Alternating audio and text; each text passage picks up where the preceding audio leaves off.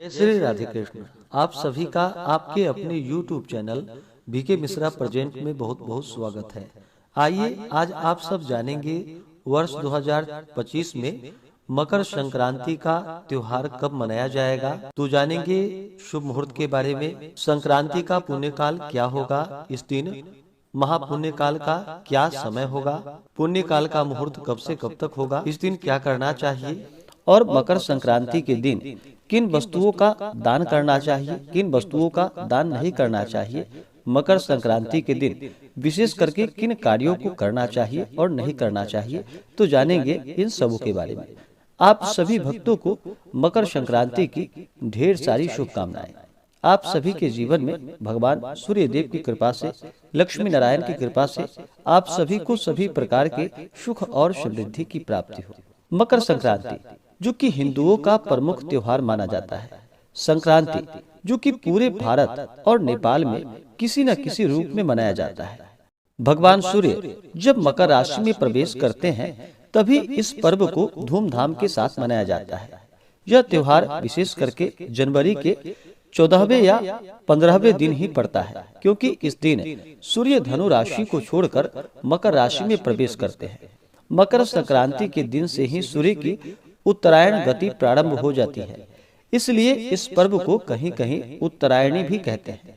तमिलनाडु में इसे पोंगल के नाम से मनाया जाता है, जबकि कर्नाटक, केरल तथा आंध्र प्रदेश में इसे केवल संक्रांति ही कहते हैं।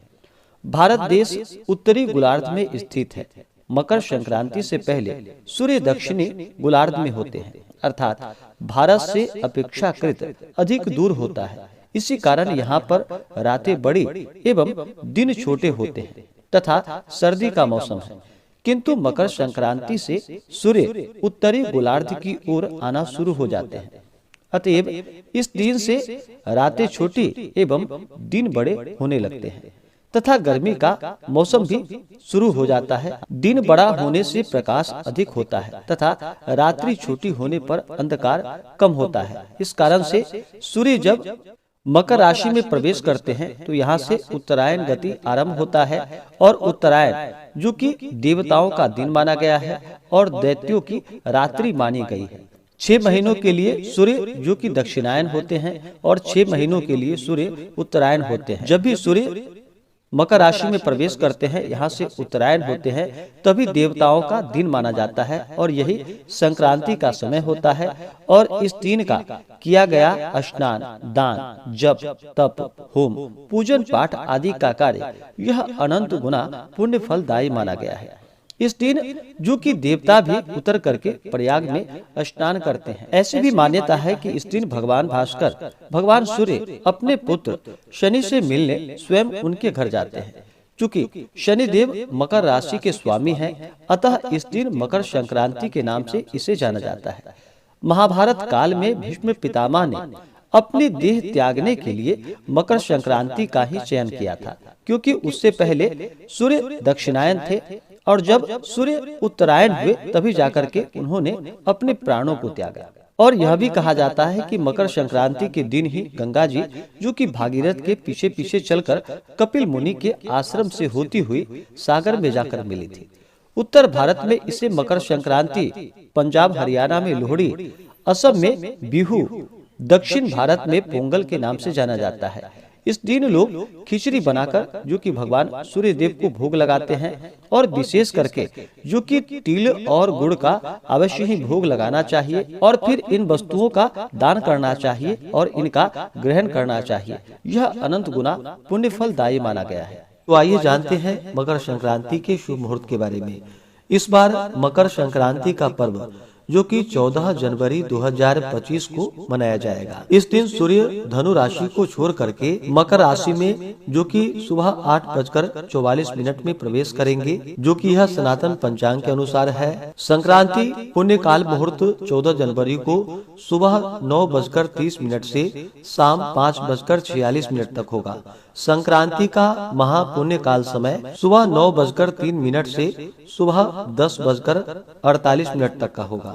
इस बार लोहड़ी का पर्व जो कि 13 जनवरी सोमवार के दिन मनाया जाएगा। इस बार मकर संक्रांति 14 जनवरी को, जो कि इस दिन माघ मास कृष्ण पक्ष की प्रतिपदा तिथि होगी।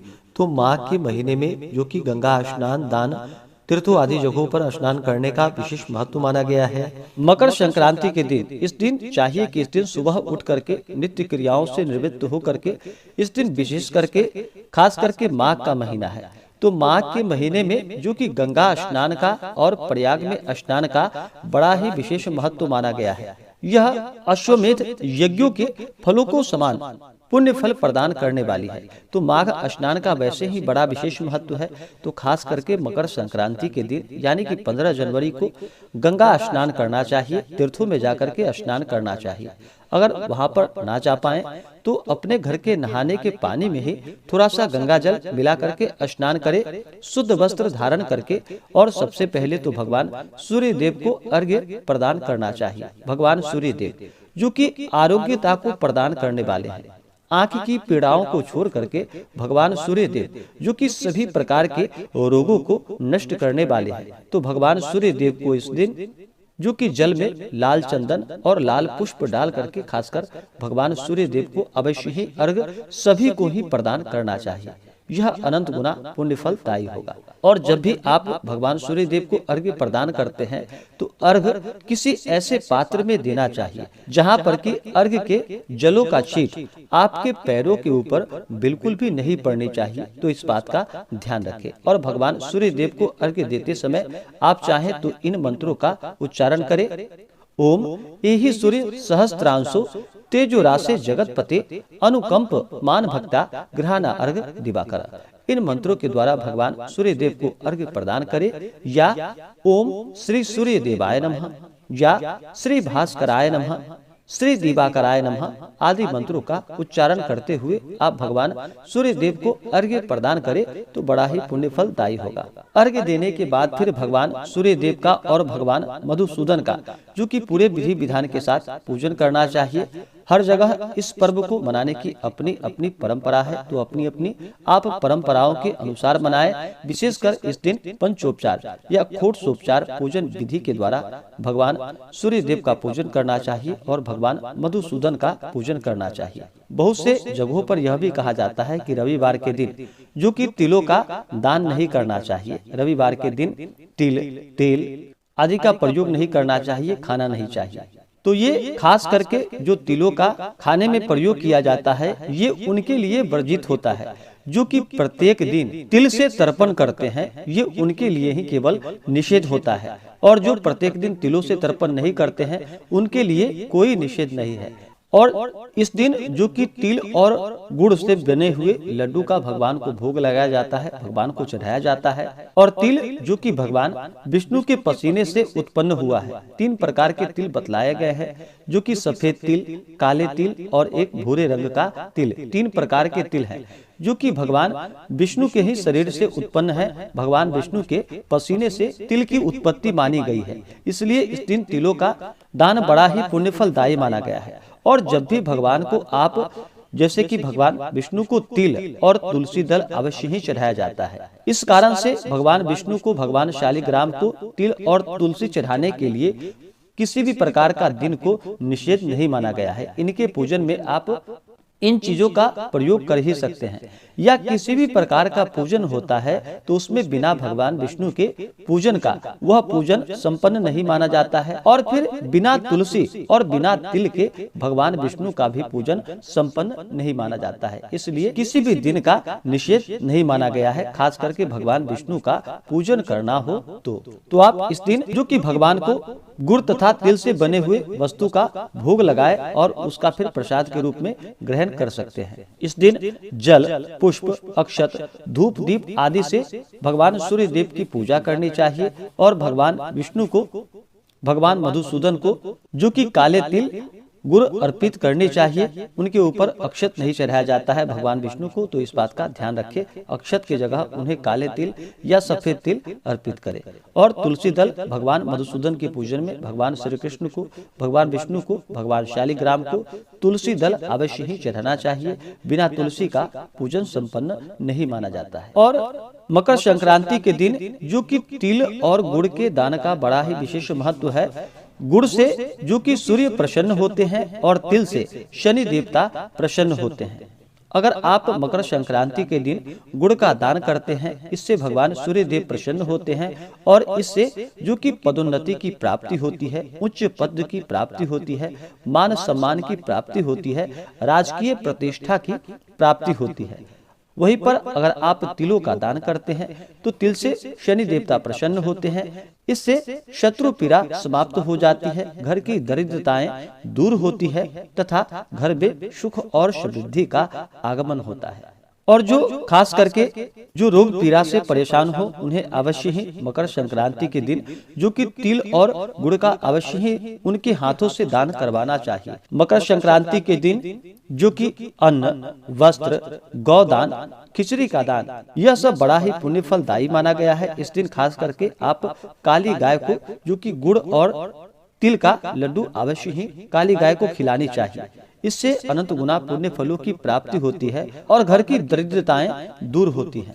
इस दिन मकर संक्रांति के दिन कुछ बातों का ध्यान रखना चाहिए, जैसे कि इस दिन लौ से बने हुए वस्तु का दान नहीं करना चाहिए, कांच के बर्तनों का दान नहीं करना चाहिए, एल्युमिनियम आदि का दान नहीं करना चाहिए। सूर्य देव को विशेष करके प्रसन्न करने के लिए, सूर्य की शांति के लिए जो कि इस दिन माणिक्य, गेहूं, गुड़, सबस्सा, गौ, कमल का फूल, नवीन गृह, लाल चंदन, लाल वस्त्र, सोना, तांबा, केसर, मूंगा आदि का दान करना चाहिए। इस दिन मकर संक्रांति के दिन करना चाहिए। लेकिन जितने भी चीज आप दान करें, घर में उपयोग किया गया चीज को दान नहीं करना चाहिए। आप नए वस्तु को ही खरीद करके लाएं और उसी का दान करना चाहिए, तो इस बात का ध्यान रखें। और इस दिन परिवार के सभी सदस्यों को जो कि भगवान सूर्य देव को स्नान करके शुद्ध वस्त्र धारण करके अर्घ्य अवश्य ही प्रदान करना चाहिए। गुड़ तिल का दान करना चाहिए। गुड़ तिल भगवान को अर्पित करनी चाहिए और उसको फिर प्रसाद के रूप में ग्रहण करनी चाहिए। इससे अनंत गुना पुण्य फलों की प्राप्ति होती है। इस दिन अपने अपने राशि के अनुसार भी इन वस्तुओं का दान करें तो बड़ा ही पुण्य फलदायी होगा, लाभकारी होगा। जैसे कि मेष राशि वाले इस दिन मेष राशि वाले गुड़ और मूंगफली के दाने एवं तिल का दान करें तो बड़ा ही पुण्य फलदायी होगा और लाभकारी होगा। वृषभ राशि वाले सफेद कपड़ा, दही एवं तिल का दान करें तो लाभकारी होगा। मिथुन राशि वाले मूंग दाल, चावल एवं कंबल का दान करें तो लाभकारी होगा। कर्क राशि वाले मकर संक्रांति के दिन चावल, चांदी एवं सफेद तिल का दान करें तो लाभकारी होगा। सिंह राशि वाले जो कि तांबा, गेहूं एवं सोने के मोती का दान करें तो लाभकारी होगा। कन्या राशि वाले खिचड़ी, कंबल एवं हरे कपड़े का दान करें तो लाभकारी होगा। लेकिन हरे कपड़े जब आप दें तो यह नए वस्त्र होने चाहिए। घर के पुराने वस्त्रों को दान नहीं करना चाहिए। आप उसी दिन बाजार से खरीद करके लाएं, तभी उन चीजों का दान करें। ऐसे दान नहीं करनी चाहिए।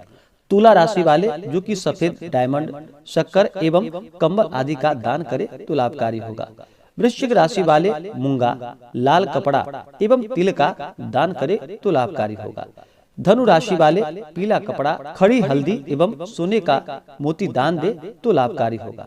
मकर राशि वाले काला कंबल, तिल एवं काली तिल का दान करे तो लाभकारी होगा। कुंभ राशि वाले काला कपड़ा, काली उड़द, खिचड़ी एवं तिल का दान करे तो लाभकारी होगा। मीन राशि वाले रेशमी कपड़ा, चने का दाल, चावल एवं तिल का दान करे तो लाभकारी होगा। तो आप नए चीजों का ही दान करें और इस दिन जहाँ तक हो सके गरीबों को भोजन कराए, ब्राह्मणों को भोजन कराए, ब्राह्मणों को दान और दक्षिणा दे। अपने सामर्थ्य के अनुसार आपसे जितना भी बन सके इस दिन अवश्य ही गंगा स्नान करे, भगवान सूर्य देव की पूजा करे, तिल गुड़ का दान करे, इसका सेवन करे, भगवान को अर्पित करे। जहाँ तक हो सके इन कार्यों को करना चाहिए। इससे अनंत गुना पुण्य फलों की प्राप्ति होती है और घर की फिर सभी विघ्न बाधाएं दूर होती है। भगवान सूर्य देव की कृपा से सुख समृद्धि की प्राप्ति होती है और शनि देव की कृपा से। तो आशा करता हूँ कि यह जानकारी आपको अच्छा लगा हो। ऐसे ही ज्ञानवर्धक जानकारियाँ प्राप्त करने के लिए हमारे इस चैनल पे अगर आप नए हैं तो चैनल को लाल बटन दबा करके सब्सक्राइब करें, साथ में बेल आइकन घंटी को दबाएं ताकि मेरे वीडियो का नोटिफिकेशन आपको समय से मिलता रहे। वीडियो को लाइक करें, शेयर करें। सुखी रहे और स्वस्थ रहे। जय श्री राधे कृष्ण। धन्यवाद।